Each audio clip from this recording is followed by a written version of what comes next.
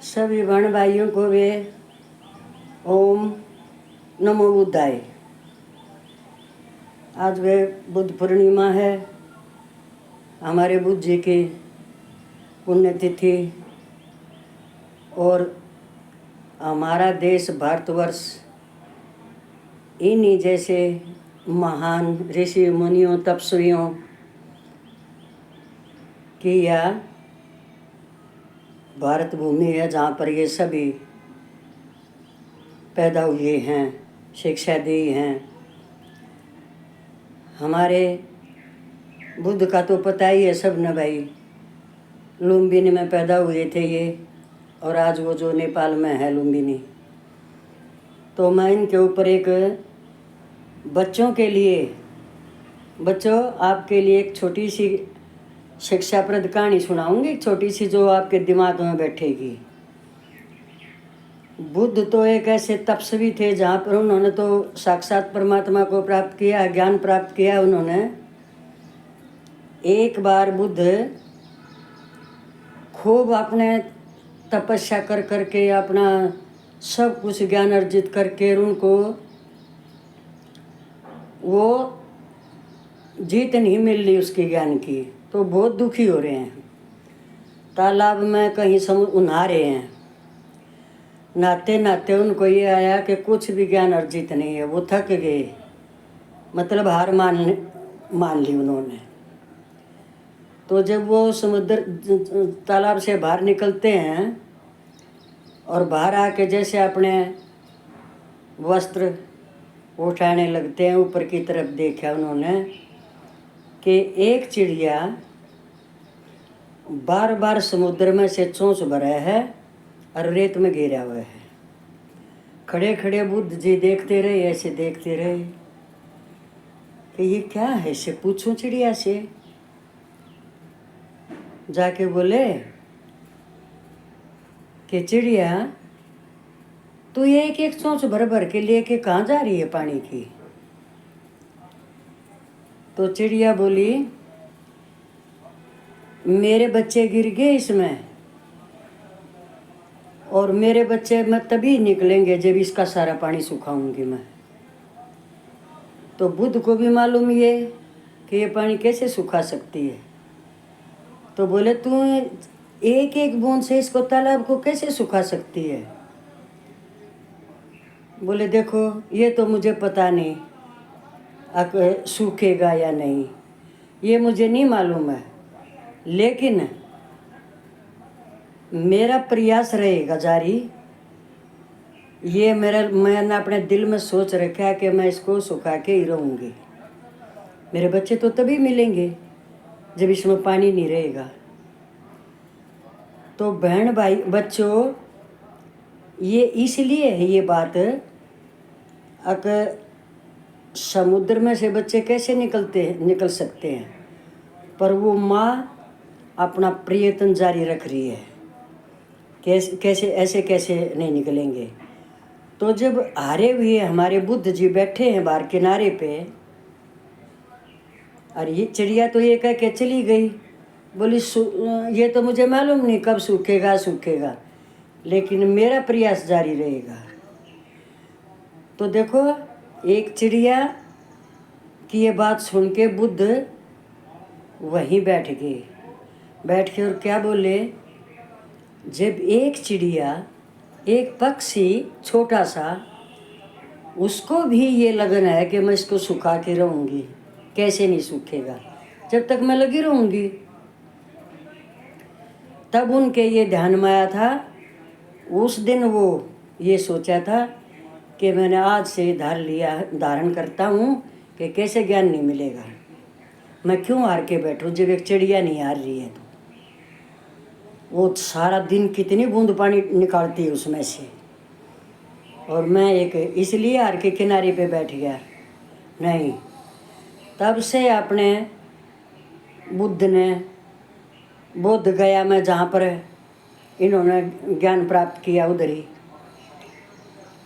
फिर इनका देखो उधर ज्ञान प्राप्त किया।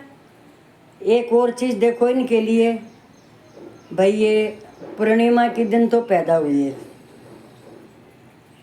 पूर्णिमा, बुद्ध पूर्णिमा है ना, जैसे पूर्णिमा के ही दिन तो ये पैदा हुए और पूर्णिमा ही के दिन इन्होंने बोध गया में ज्ञान मिला और पूर्णिमा को ही इनका महानिर्वाण हुआ। ये एक पूर्णिमा का ही दिन है, इसलिए ये पूर्णिमा को हम सब सबसे वो मानते हैं। तो भाई जब बुद्ध ने ये सोचा था, आप लोगों को सबको मालूम है कि एक बात लिखते हैं बुद्ध अपने सभी के लिए, मैं आपको बताती हूँ छोटी सी। उन्होंने तो भाई सब कुछ प्राप्त कर लिया था, उनके पास तो जो कुछ होता है वो सब कुछ उन्होंने ज्ञान अर्जित कर लिया था। उनके शिष्य जो हैं वो भी एक उनके शिष्य होते थे आनंद नाम करके, वो उनके एक बहुत ही ज्ञानी शिष्य थे, वो उनको बहुत पसंद करते थे। तो एक बार बच्चों ध्यान से सुनियो, बुद्ध जी लिखते हैं,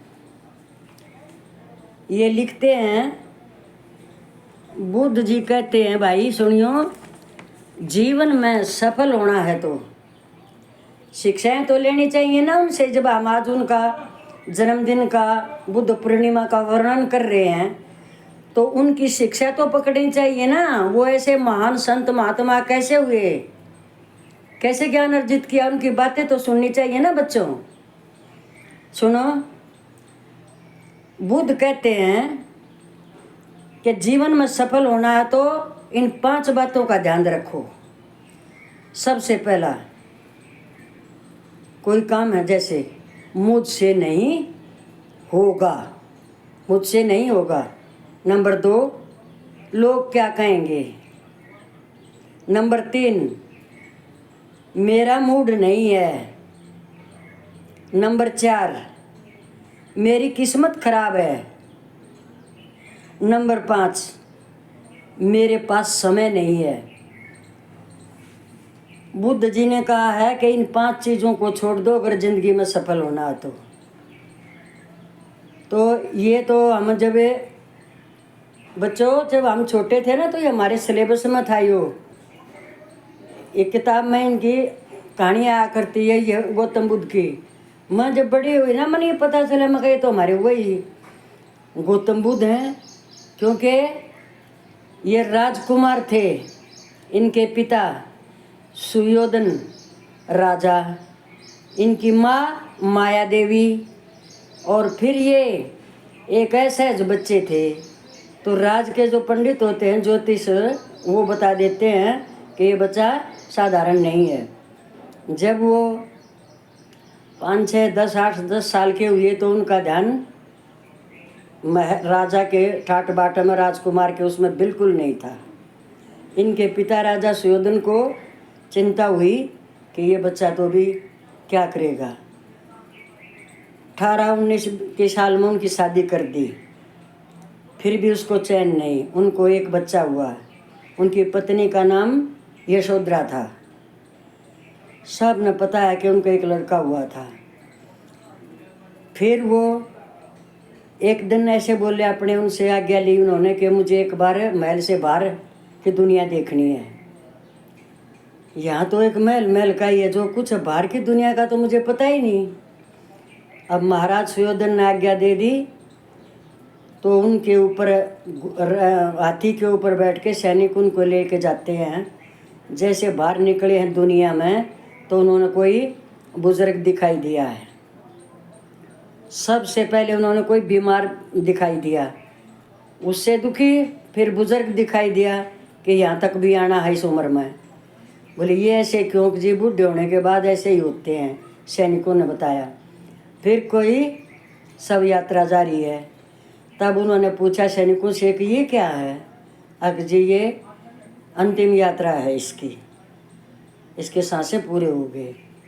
उसी दिन से गौतम ने, सिद्धार्थ नाम था इनका, जब इन्होंने ये सोचा कि जब संसार में से एक दिन जाना ही है, ऐसे बीमार भी होना है, जर्जर अवस्था बुढ़ापा भी आना है, अंतिम यात्रा भी होनी है, जब यही दिन यही जिंदगी है तो किस लिए इस महल में घुट घुट के ऐसे रहना, जाना एक दिन है ही।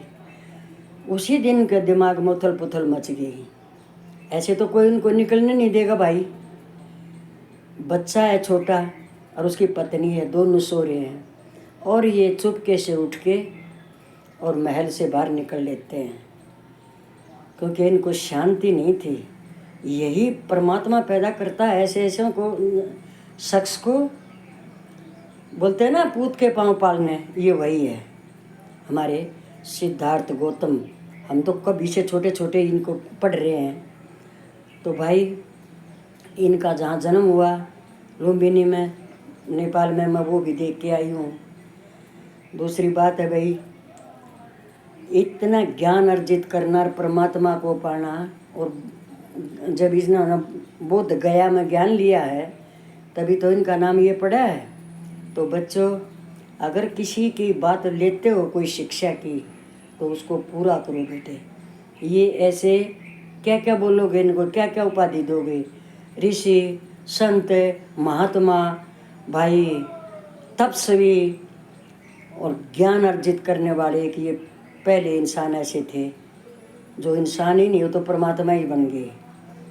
तो ऐसी ऐसी महान हस्तियों के जब इनके कोई उल्लेख आते हैं तो बच्चों उन पर ध्यान दिया करो। ये अमर क्यों भाई? हमको पता भी नहीं कौन सी उसमें थी, ये सदी की बात है और आज तक चली आ रही। देखो तो क्यों ये ऐसे ही इतिहासों में नाम थोड़ी होगा भाई। किसी किसी की बात पकड़ लिया करो कहने से बच्चे कोई तो निकल जाओ ऐसे ऐसी ऐसी शिक्षा लेके। हम आज के युग में ये नहीं कहते तुम घर छोड़ के निकल जाओ, वो तो परमात्मा ही उतारता है किसी किसी को। बच्चे वो रुक ही नहीं सकता, कोई रोकेगा जब भी नहीं रुकेंगे वो तो बेटे।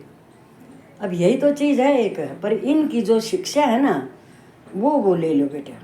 देखो इन्होंने इतनी महान हस्ती ने एक चिड़िया से शिक्षा ली है, देख लो बाप।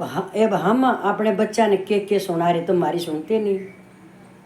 और देखो क्योंकि ये तो घर तो वापस जा नहीं सके थे, ये तो महल में तो तब से निकले थे, कभी गए ही नहीं। तो मेरे बच्चों, महान हस्तियों की शिक्षा एक एक भी पकड़ लोगे तो बेटे अपना लक्ष्य प्राप्त कर लोगे। सभी को मैं अपने बच्चों को यही कह रही हूँ, हमारी बहन भाई हमारे साथ के सभी जाने ये चीज़ें बेटे। अगर अपना नाम चमकाना सूर्य चंद्रमा की तरह, देखो कैसे चमकते हैं। जो इस चीज़ में नहीं है वो अपनी शिक्षा ग्रहण करके अपना ज्ञान अर्जित करके सूर्य चांद की तरह चमको। अभी ये हमारे बेटे अपने देश की रक्षा के लिए रोजाना शहीद हो रहे हैं ना। कि वारे बेटे तेरा नाम जब तक सूरज चांद रहेगा, मेरे बेटे तेरा नाम रहेगा। तो ये वो बच्चे हैं जो देश की रक्षा के लिए हैं। ये यहाँ अपना नाम रोशन कर रहे हैं, देश की रक्षा में हैं ये। आप लोग जो शिक्षा ग्रहण कर रहे हो, जो पढ़ रहे हो, जो आगे और तरक्की करना चाहते हो, वो अपनी इस तरह की शिक्षा लो बच्चों। वो इस तरह की जहाँ पर ले रहे हैं, अमर है ना, वो देश की रक्षा के लिए अमर हुए हैं। बेशक चाहे वो, हाँ मैं एक अपने भाई बहनों को सबको हाथ जोड़ कर कहती हूँ, अपने सैनिकों को, अपने आर्मी जवानों को देखकर दिल को पसीजना सीखो। अगर कहीं भी ये किधर भी मिल जाते हैं, चाहे मैं उसकी माँ लगती हूँ, चाहे मैं उसकी काई काकी लगती हूँ, ट्रेन में, सफ़र में, बस में, खड़े हो जाना इनको सीट देने के लिए। इनको खड़े मत रहने देना, नहीं पायदानों के पास बैठने देना। ऐसे मेरे वीर सपूतों को, चाहे ओल्ड लेडी है वह भी खड़ी हो जाए उसके पैर छूने के लिए। वो हम रात को कैसे सुख की नींद एसियों में सोते हैं, और हमारे बच्चे पूरी पूरी रात कैसे बम आटमों में, इतने कीचड़ गारा में। ध्यान दियो बच्चों, किसी ने फौजी का अपमान किया ना, किसी ने फौजी का अपमान किया, वो बहुत ही बुरा जुल्म होएगा बच्चों, चाहे कुछ भी हो जाए। फौजी का कभी अपमान नहीं करना, वो हमारा रक्षक है, इतने बड़े देश का रक्षक है। दिन और रात भूखा रह के कैसे पत्ते तोड़ के खा रहे हैं, भूखे मरते हमारे बच्चे, और फिर तिरंगे में लिपट के आते हैं। उस माँ बाप का दिल देखो, गर्व भी है और एक एक लाल है बस। सभी मेरे बहन भाइयों को ओम नमो बुद्धाय।